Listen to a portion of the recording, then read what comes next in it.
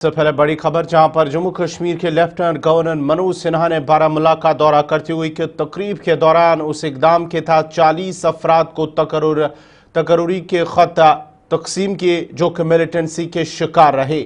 अपने खिताब में एलजी मनोज सिन्हा ने कहा कि इंतजामिया दहशतगर्दी से मुतासरा खानदानों से मुतल्लिक तमाम गैर रजिस्टर्ड मुकदमात की तहकीकात करेगी और जब्त की गई जायदादों की वापसी को यकीनी बनाएगी। एलजी मनोज सिन्हा ने कहा कि जिन लोगों को माली इमदाद नहीं मिली उन्हें अब मदद फराहम की जाएगी। हम खुद रोजगार के मौके भी फराहम करेंगे। उन्होंने ये भी कहा कि इंतजामिया ने ऐसे मामलात का जायजा लेने का भी फैसला किया है जहां एफआईआर दर्ज नहीं की गई है या जायदाद जब्त की गई है। इस तरह के मामलात की तहकीकात की जाएगी और जहां भी काबिल इत्तलाक होगा जब्त की गई जायदादें वापस कर दी जाएगी।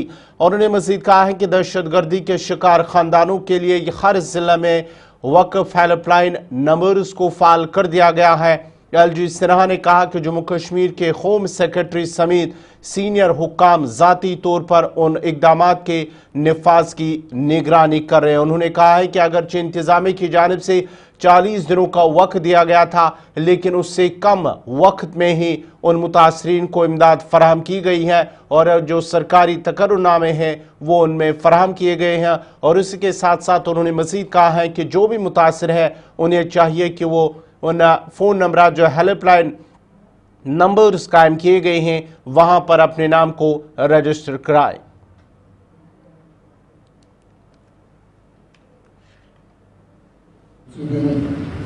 हर जिले में हेल्पलाइन बनाई गई और लोगों से कहा गया कि ऐसे परिवार जिनको कोई सहायता नहीं मिली बावजूद इसके कि उन्होंने अपने परिजन को आतंकवादी हिंसा में वो ऐसे हेल्पलाइन पर अपना रजिस्ट्रेशन कराने जिलेवार डीसी और एसपी को प्रार्थना दिए और कार्रवाई आगे बढ़ेगी।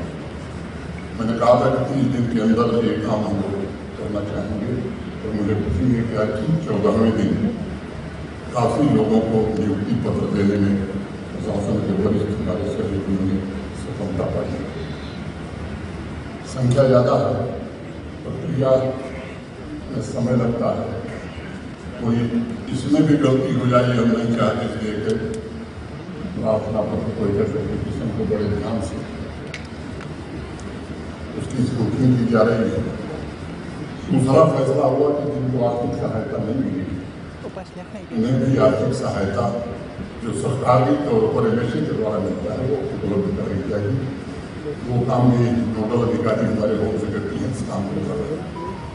एक तीसरी बात तय की गई कि ऐसे परिवार जिनमें एक को नौकरी मिल गई लेकिन परिवार बड़ा है, बाकी लोग परेशानी में हैं, तो उनके सेल्फ एम्प्लॉयमेंट के लिए हम सब जानते हैं प्रधानमंत्री मुद्रा योजना पहले 10 लाख रुपए तक का बिना किसी गारंटी बिना किसी कोलेटरल मिलता था, जिसे माननीय प्रधानमंत्री जी ने अब 20 लाख कर दिया।